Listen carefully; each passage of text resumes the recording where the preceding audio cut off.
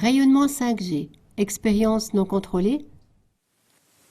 La cinquième génération, 5G, de téléphonie mobile sera 400 000 fois plus puissante que la deuxième génération, 2G, qui a marqué le début de la téléphonie numérique en 1992.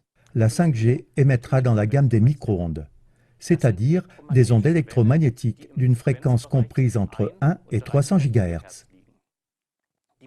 Les réseaux 2G, 3G et 4G existants émettent dans la gamme allant de 790 MHz à un maximum de 2,6 GHz. La 5G utilisera pour la première fois également des ondes dites millimétriques jusqu'à 200 GHz. De telles micro-ondes à haute fréquence sont si courtes qu'elles peuvent être absorbées par la peau.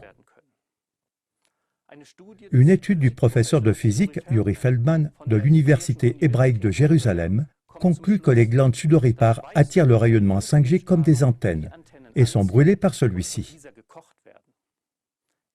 Il soutient que les risques possibles pour la santé doivent être clarifiés avant l'introduction de la norme 5G. Sinon, l'humanité serait exposée à une gigantesque expérience incontrôlée.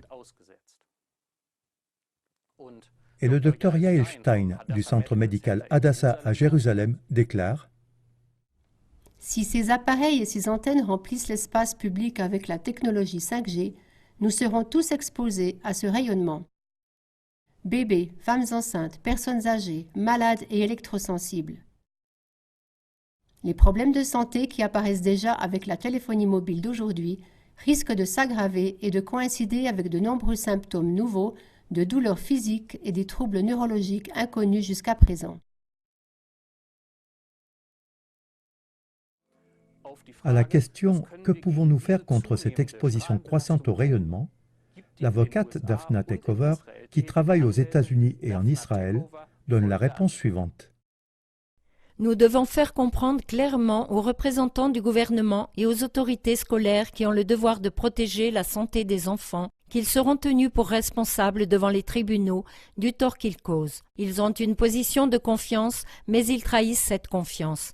Ces personnes doivent être poursuivies au civil et au pénal.